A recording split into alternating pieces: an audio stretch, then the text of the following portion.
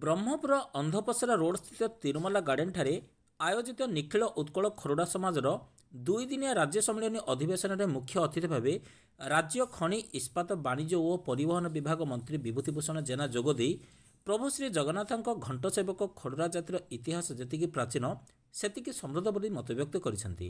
एहासह तरातारिणी ठारे खोरडा समाजर एक कल्याण मंडप निर्माण पई करा जायथिबा अनुरोध को मंत्री रक्षा करिए बोली कहिथिले। समाजर राज्य सभापति गिरीश नायकों सभापतित्व अनुष्ठित सभा को उद्घाटन करते ब्रह्मपुर मेयर संघमित्रा दलई। सम्मानित अतिथि भाव ब्रह्मपुर विधायक के अनिल कुमार जोगदी खोरडा जातिर एभली महासमावेश आयोजन पर आयोजक मानक प्रशंसा करते। एही समावेश राज्य तथा राज्य बाहर हजार हजार जाति भाई जोग देइथिले।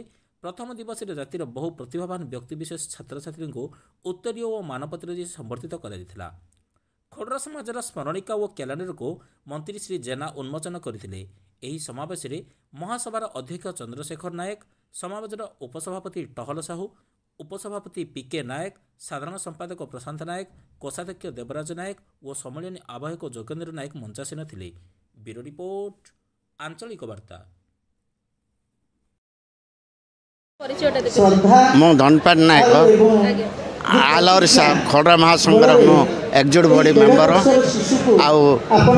आमर बरहमपुर पेंटर मो वाइस प्रेसिडेंट अच्छे खोरडा समाज। आज आमर 1961 आमर गठन होती खोरडा सभा। आगुरी तो गठन होता आम जान मात्र आगुरी सुप्त अवस्था एवं यूथ वाला बाहर आमको एनकरेज करके जातिटा के आगुआ नाबा एकता के समस्त उद्देश्य आमर जातिर जो गरीब श्रेणी लोक रही से साहाय्य करके नवा आमर लक्ष्य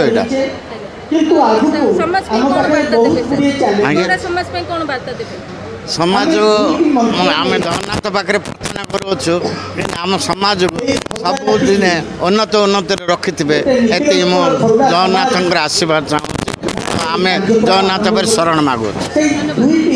मो खोरडा निकल उत्कल खोरडा समाजर मो सभापति ब्रह्मपुर शाखा।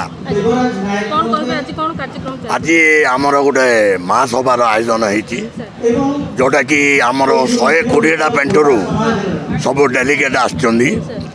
मुख्य अतिथि भाव ब्रह्मपुर मेयर आसिक गले वर्तमान आहरी 2 जन मुख्य अतिथि आसवे।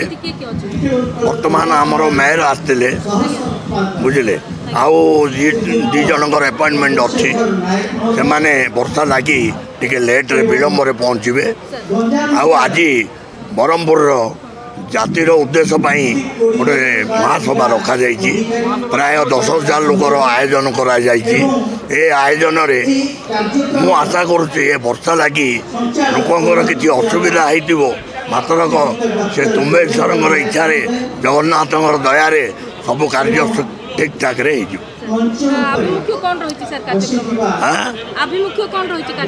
अभिमुख्य बोले कहले आम छोट गरीब पिला को केमिया पढ़ापढ़ी करूँ आउ गरीब झील को गरीब पुओ को बाहागर केमिया करूँ बुढ़ा मान को किसी आर्थिक केमिया साहाय्य दे पारू से बंचा सकाशे व्यवसायी जो लोक व्यवसाय कर से जदि दुर्बल अच्छी ताको आम केमिया साहाय्य करूँ से आमर अभिमुख्य।